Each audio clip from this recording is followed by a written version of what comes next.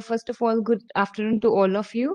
I would like to thank Dr. K. Krishna Sharma for giving me this amazing opportunity. I'm so excited to see you all, my classmates, my juniors, seniors, and such huge personalities there. Now I'll start with my presentation. Just a while. So yeah, my topic is importance of lifestyle in the practice of yoga. So we all know our all the yogic textures have emphasized a lot on the lifestyle with the practice of yoga. They have told us what to eat, when to eat, what to wear, what kind of ambience should be there. So everything has been given in so much of detail so that it can be suitable for all kind of people. So now we'll talk about the benefits. So first of all, just the little definition. Life, we all know, whatever we do in between birth to death, and style, either we choose or we are obliged to live in that way. And sincere yoga practice itself is a lifestyle, which our many yogis have already mentioned us in so many texts. So disciplined lifestyle have so many benefits at all the aspects of one's life. So I'll start with the physical. So we'll cover up all the koshas in yogic language, if I say, but otherwise I have divided into these way. Like we'll start with the physical. So first of all, it's hygiene, shaucha, which is COVID has, this pandemic has told us hygiene is so important, and whether it's a physical, mental, even in your surroundings. Hygiene is extremely important to keep yourself calmer. So a healthy body will also enhance the functioning of all the organs and systems.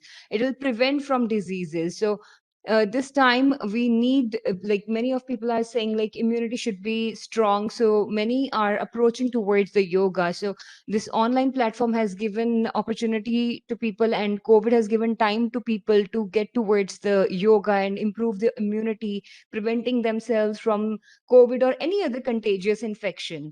And if someone is already having some ailment, so one can use yoga therapy with the lifestyle, with proper lifestyle, as a cure to that issue. And then, of course, it detoxifies the body if there is any impurity, any blockages in the body. Proper lifestyle, proper timing of food, getting up, sleeping, with the yogic practices definitely will detoxify one's body. And most important thing, we always say, like like child has got this thing from the father or mother, the behavior or some traits we always get from our parents or our ancestors. So if there is any problem in genes or in DNA, we can always break that chain by adopting proper lifestyle and with the yogic practices. So it is like it can give us benefit for the generations, not only to us. If we want to inherit the same benefits to our further future generations, we should one should follow the proper lifestyle with the yogic practice.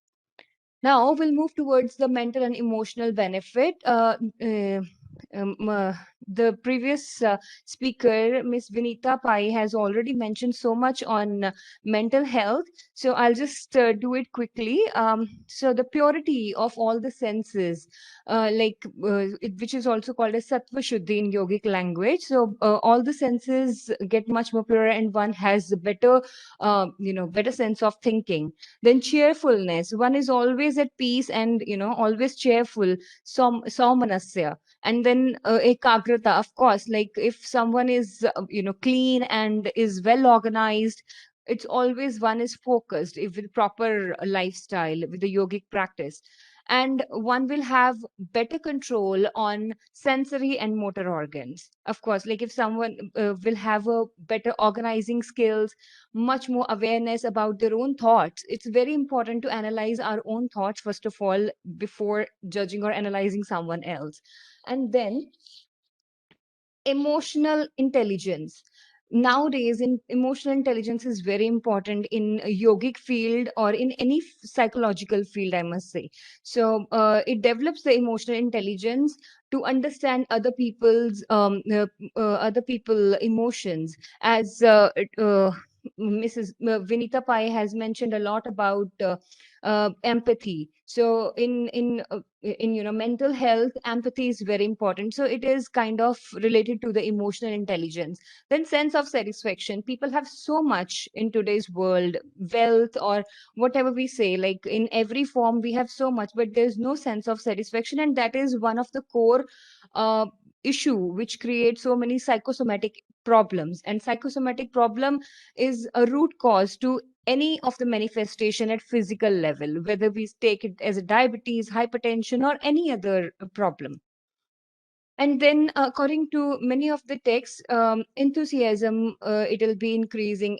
It'll be increasing the courage, perseverance, and then a person will be having a much better understanding about themselves, their surroundings, and people around them.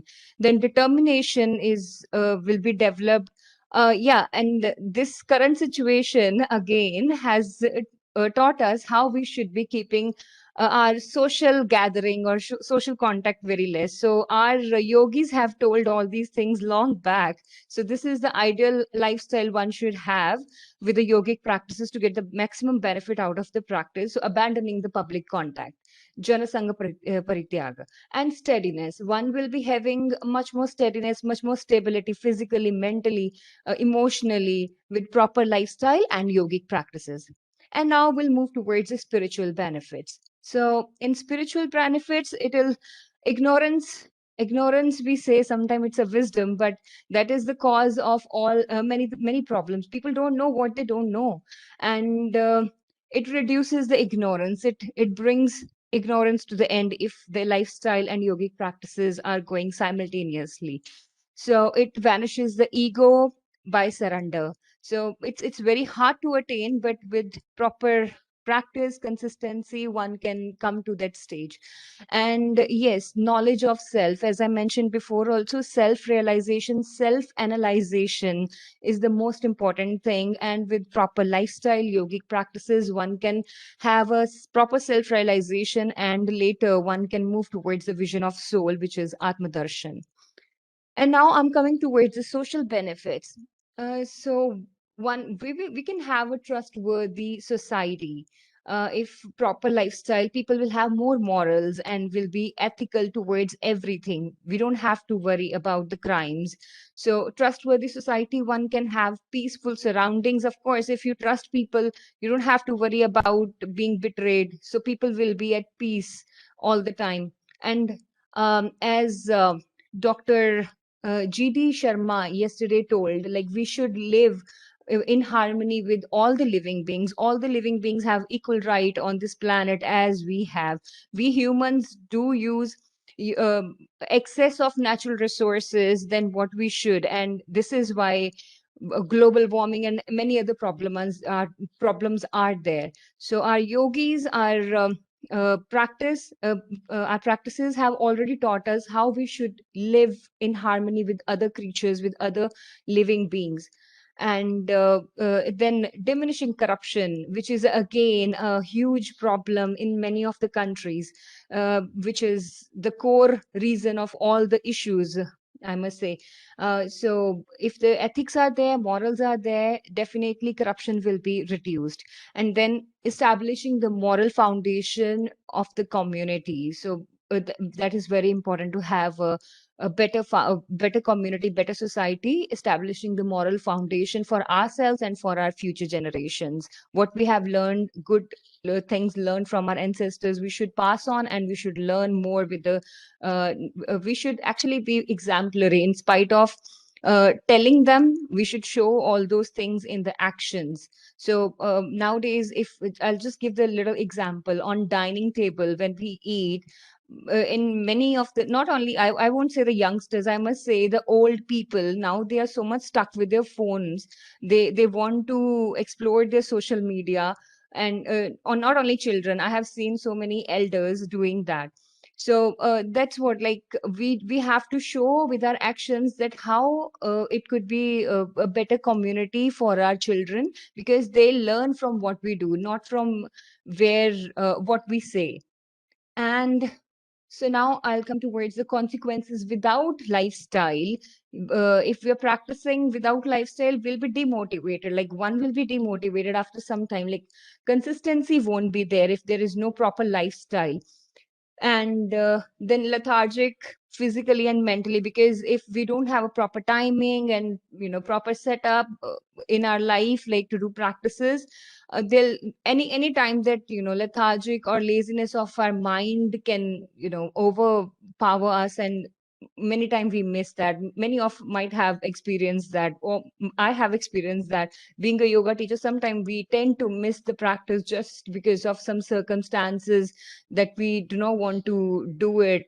It's not we can't do it, but it's just that your mind says, okay, leave it for now, we'll do it later.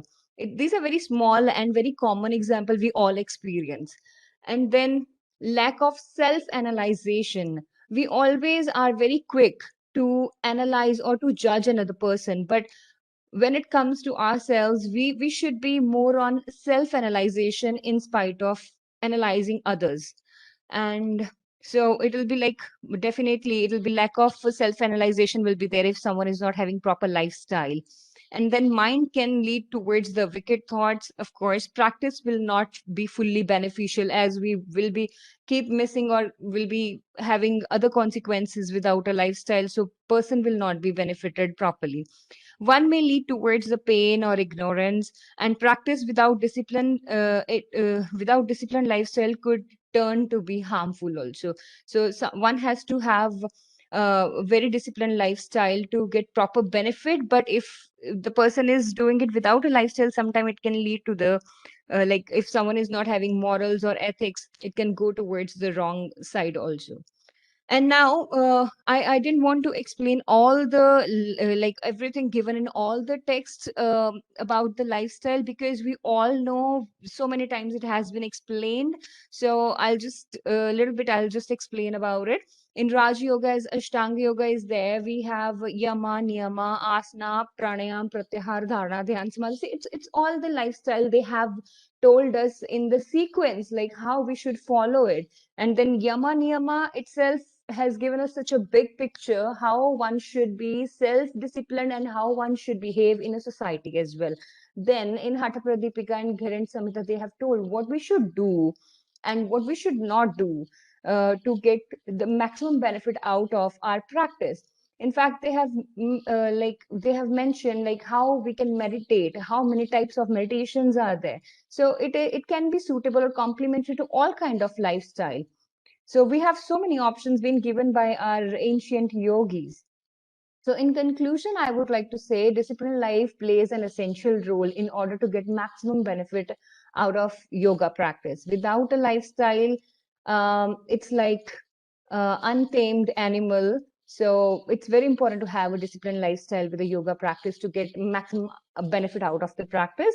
Otherwise, no doubt we'll be practicing, but we might mistake somewhere, and sometimes if wrong if practice is done in a wrong way, we all know it could be harmful as well.